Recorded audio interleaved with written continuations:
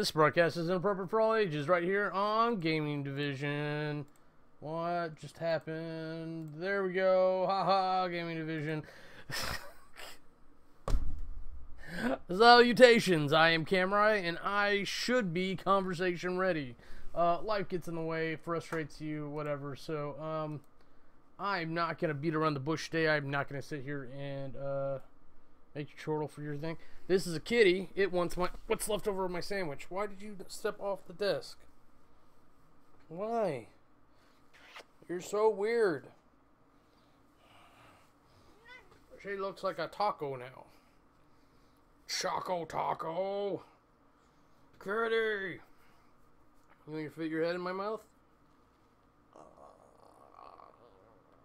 No? Okay. Alright. Get the fuck out of here. Oh god. So it's been a kind of a weird one. I've been doing a lot of gaming past week or so. I can comment a couple video games. Played more board games than video games for once. That's a new development that's been happening. But first, let me go ahead and mention that if you are an Amazon Prime subscriber or whatnot, and you or Twitch, or you're both, and you don't have them linked together, do that. Do that now. There's like 4 games for free to include Oxenfree, Super Hot, Shadow Tactics, and Mr. Shifty, which I will recommend as a very good game. So do it. Do the things. Play the games. Make sure you have Twitch desktop installed as well. That way you can have it install or pretend to install. Yeah, we'll do that.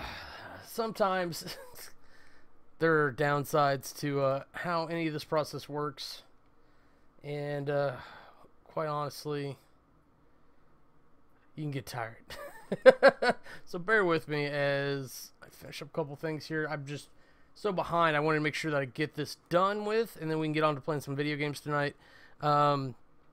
If nothing else, Paladins. I've been playing a lot of Paladins lately. I actually realized I've been playing so much that I was like, okay, I've pretty much not paid for it, but like I've got my money's worth out of the Founders Pack, which unlocks all the characters.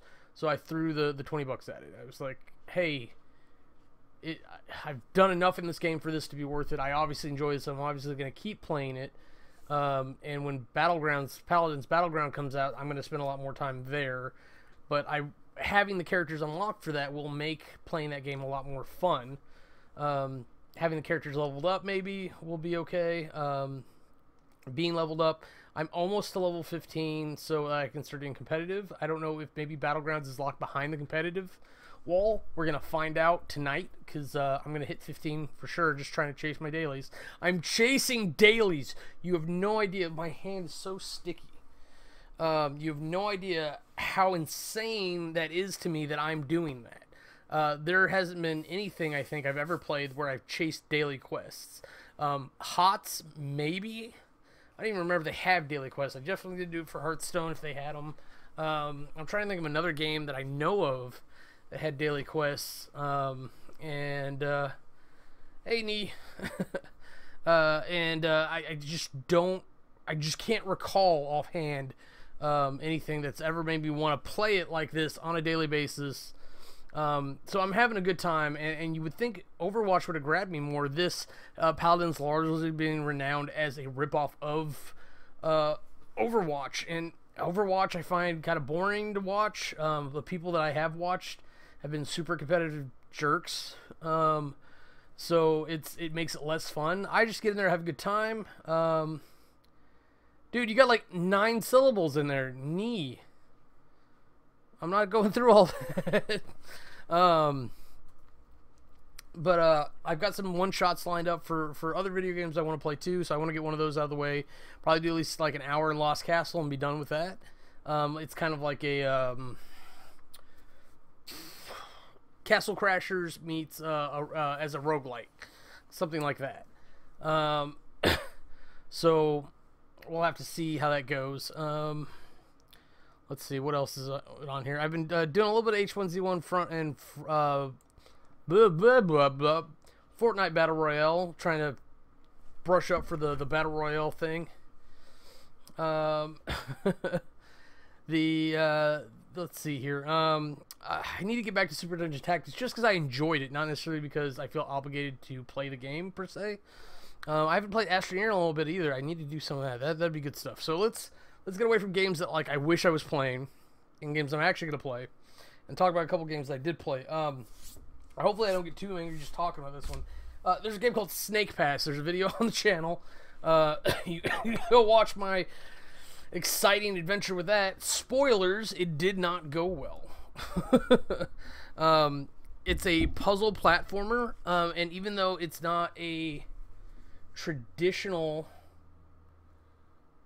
Turn down the settings from what, you crazy OBS? Okay, yeah. Get rid of my warning. Oh, it's capturing at 60. Why is it capturing at 60? I can't change that on the fly. Oh, it's real life. We don't need real life at 60 frames a second. Oh well, I'll fix that after the podcast. See, this is what I'm talking about. I don't know why you're talking about anime betrays, but this isn't even that show. Oh man, that'll be Watch Spot. I got stuff for that. But this, yeah, I'm sorry. This is just life getting in my way over and over and over again today. So I did play some board games. I played Snake Pass. Snake Pass. I'm sorry. We're talking about that. It's a what I would call a non-traditional puzzle platformer. It's a 3D puzzle platformer. It is all about moving as a snake, so you actually have to wrap around things to climb. You can go forward, but if you don't pick yourself up, like you can go like this, or you can wiggle to actually push forward. So you're going around, you're swallowing like little blue things. You're finding 3 particular items. It's a weird collectathon. It reminded me a lot of like Banjo-Kazooie. It's got that same kind of art style, and it's got that same collectathon feel, just with a different mechanic built into it. I finally got to the part where like you could swim. I gotta be honest, I did not enjoy the game even from the start. It's cool to see certain things exist, but that doesn't mean I have to like them or enjoy them myself. It'd be like, oh, that's cool, that exists for someone who does like it and enjoy it. I put Snake Pass in that category. I like when it goes to the review, I may fail it just on the controls alone, because like I felt like I was doing this. Sorry, I have to include the left hand too, right? Because I mean, it's not how you hold a controller, but you're doing like this.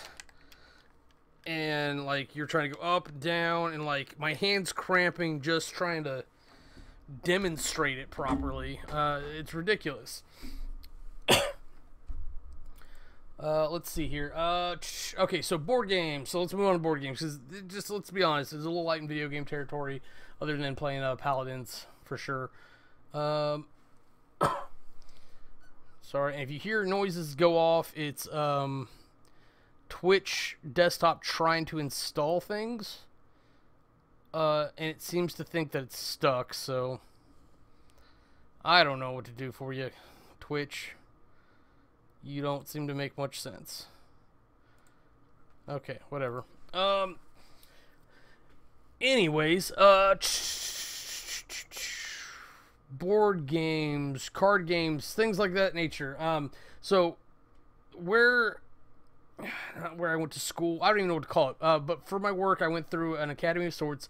Some of the guys there, we became kind of board game friends and whatnot, and we shared some board games and had some good time, and I've kind of reconnected with them recently. So Sundays is going to be board game day again, so we're going to try to do from like noon to 6 or whatever. So I'm still back here so I can go do rabbit casts on Sunday. So I may switch this back to Sunday if I can get the schedule down, but I'd rather do this on Thursday, quite honestly. So we played Unearthed, I think is what it's called. You get to mine things off of territories, and you collect the territories, and essentially there's a gin rummy aspect to it, or poker if you will. You do runs and sets, and you get bonuses based off that. you can collect wonders, if you want to call them that, and you score like 2 to 4 points based on the wonder, unless it's a greater wonder. And then some of the named wonders, you get individual squares or whatever, and you score by them. Excuse me, I don't know what's happening to my chest and my ability to breathe here. People are weird. So there's that. That was kind of the one we ended on. We spent a lot of time. What were we playing? Oh man, I totally lost it. Okay, so last Wednesday, I went back over there and we played a little bit of Sentinels of the Multiverse, which I thought was a deck builder, but it's not. And these guys are big on deck builders, so we played quite a bit of that, like when I was over there. So we did. Oh, I know why. What we played before. It's okay. We did Sentinels of the Multiverse. It's kind of a living CG. A living card game, very similar to like Netrunner, except it's a cooperative game. So it is a beat the machine game, but it's just not a deck builder. Very similar to how Marvel and DC both do.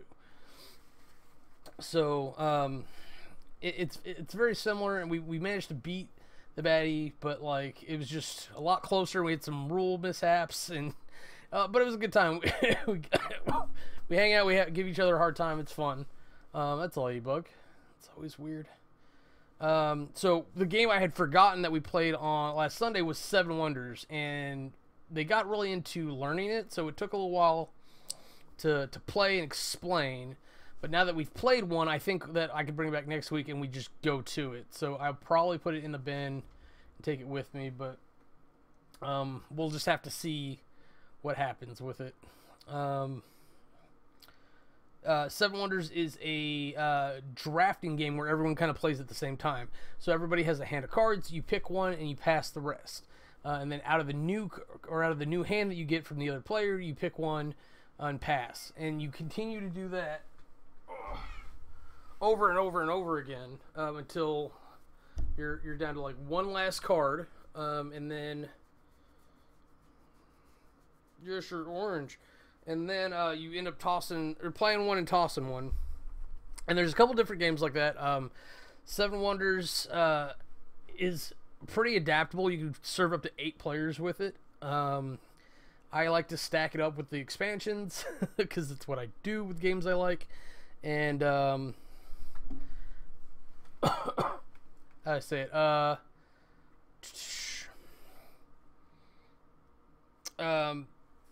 We didn't use Tower Babel, and we didn't use the Grand Projects, but we used pretty much everything else. And so it was 4 of us. We had a bunch of the black cards in. It's a pretty good time we did. I lost dramatically both during that and Unearthed. So that was kind of interesting to teach the game and just lose spectacularly, and then still have another game lose and still have a good time. When you lose playing a game, it's typically an indication that it's a pretty good game. And so let's see. The other board game we played was Eminent Domain. So Eminent Domain is a deck builder, and it's a game that Frank had that, quite frankly, he had just never learned to play, or he's a good liar, one of the two. So we ended up breaking that out. I taught him how to play. It went on for a little bit longer than I thought it was going to, but we were using very similar strategies, but we went different routes with it. We both kind of went with colonization and surveys, so I thought we were going to run those down pretty quick, but we both ended up kind of shifting. He shifted towards research. I shifted towards production and trade. And then he kind of like towards the end was like, I should do that too. Because you can do a bunch of different stuff. And I realized what I did wrong is that I spent too long fattening my deck when I should have held on to it or picked up extra research just to get shit out of my deck. Not even do research. As he beat me by 4 points or something like that. It was pretty close. I saw it close down, and I was just like, I've got to race him for those last few points, and I fucked up by ending the game. So I actually ended the game, and put myself out. So whatever. It's a good game, but like Seven Wonders, it's a deck building game. I'm sorry, Seven Wonders is not a deck building game, but unlike Seven Wonders, it's a deck building game. Like Seven Wonders, you can kind of take your turns at the same time. You get an action that's just you, and then you have what's called a roll. You select a card from the trade row. In a 2-player game, when one of those stacks is empty, game over. But when you select that card, not only does it activate its roll ability, but the other person gets to follow that or descent by drawing a card. And when you have multiple players, they all do it. So it keeps everybody involved. It's a complicated game. It's definitely not a very intuitive game. So you have to sit people down and be like, look, this is how we play this fucking thing. No, it doesn't work like that other game that you probably already know how to play. So when I ask people if they know how to play deck builders, and they say, well, I've played this before, and then like, typically my response is, well, then you know how to play this. Let me show you how you know how to play this. For Eminent Domain, I always go, you almost know how to play this, because it's very close, but not quite, you know? Alright, so Twitch is almost done installing things, or maybe starting to install things. I don't know what Twitch's deal is. Twitch doesn't like me. That's all I get out of this. No, I'm sorry. Oxenfree is almost done, so the other two are going to start soon. But I kind of want to get on playing. I talked a little bit about games and stuff. We've done about 15 minutes or so. We had a weirdo come into the chat. I think he was trying to claim that he is Watch Mojo. I'm not saying his stupid username, but I'm gonna get to playing some games. If I'm being honest, so let's do some Lost Castle. All right, so that means I'm gonna be back in just a little bit, and until you see me next time, that's game over. If you want to see anything else we're up to, go ahead and click the annotations, and they'll take you to our other channels. Thanks for watching.